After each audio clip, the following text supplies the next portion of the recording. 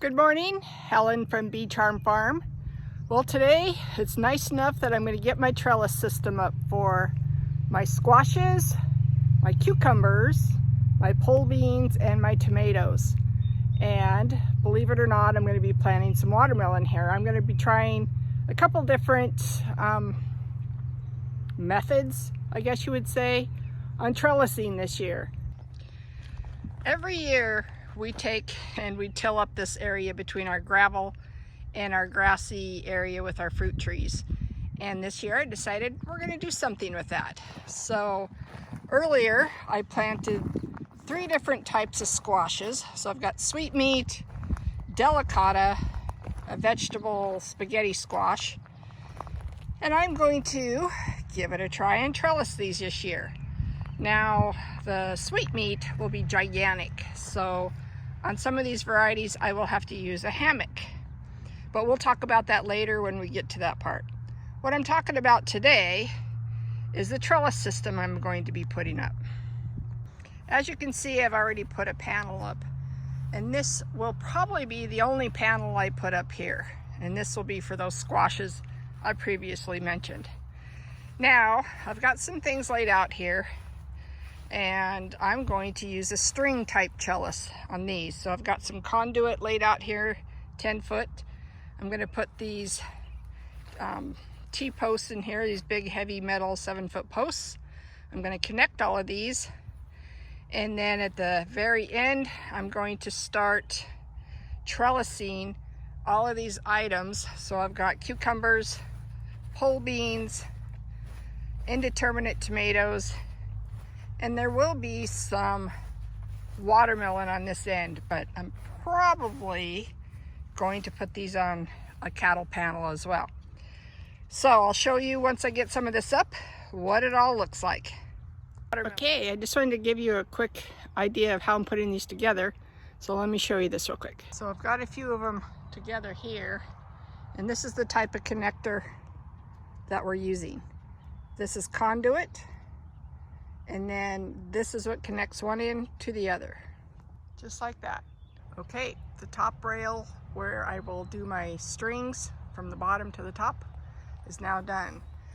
Now this is the post that I went off of, and I set it in 6 inches so that it would overhang outside of this T on top of the post, so that it wouldn't fall out of the other end. See, they're just hanging on. Yes, this goes uphill, so it doesn't look very straight. So I just wanted to show you that I've got it on there. Typically, these would just be kind of set in the center of the T, but I just made sure they were tight, and they should be fine. Now on this last one, I went ahead and put a coupler on the end of it, because I think what I'm going to do is, you know, tie some kind of a string or a zip tie or something on there to the post so that it never comes out, just for a little bit of insurance. Okay, so here's the idea. I believe this is called the lift and lower system. As these grow, you can keep trellising them on down the row.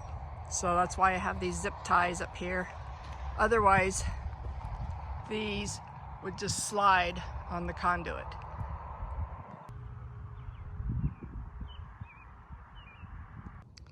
Let me show you how these attach to the string and how they would attach from the string to the trunk. And then we'll get a little closer to the tomato plant and look at it from there. So if you can see, there's some little notches there in that V. That's where you want the string to go. So slide it. It's hard to do and watch. So slide it right inside that V, and then it clamps down on itself, and then you lock it in place around the trunk, just like that. And then that's not going to go anywhere. No matter how much I tug on it, that is not going to move. So let's get down to the tomato plant and take a look. The first thing I did was tie one end to a garden staple and stuck it into the ground next to the plant. Then I just worked myself up the trunk. In case you didn't know, tomato plants grow by leaf. Let me get the sucker out. Leaf, leaf, leaf, and then your tomato cluster. So I need to reposition this one. I do not want it to be hindering this tomato cluster. So if anything, I should attach it probably lower right here, or just leave it until it grows a little bit and then replace it. But you do not want to be hindering any of the outward growth. I wish I hadn't plucked some of these off already, but on indeterminate, there's always a sucker that grows in between some of these leaves, and you want to pull those off, or you're going to wind up with massive amounts of foliage and no room for the tomatoes to grow without getting, you know, some kind of disease on them. So this is going to allow airflow. Okay, this one is a good example of if you're not doing your pruning or picking back the suckers, at least that's what I call them, the suckers. This is what happens, is now, because I missed this one right here, now I have two trunks. I have this main trunk here and this trunk. So since I have, you know, tomato clusters forming on both of them, I've decided I'm going to support both. So these will grow opposite directions on my trellis, if that makes any sense.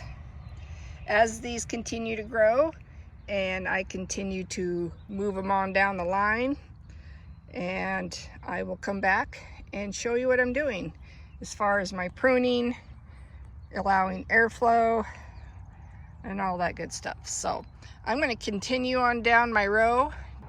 Okay, so I got my beans strung up. I've got two rows here, basically front to back, and that was not deliberate. I had another idea in mind and then changed my mind midstream. So basically using the same method of stringing them up, but also using those same plastic clips on the string.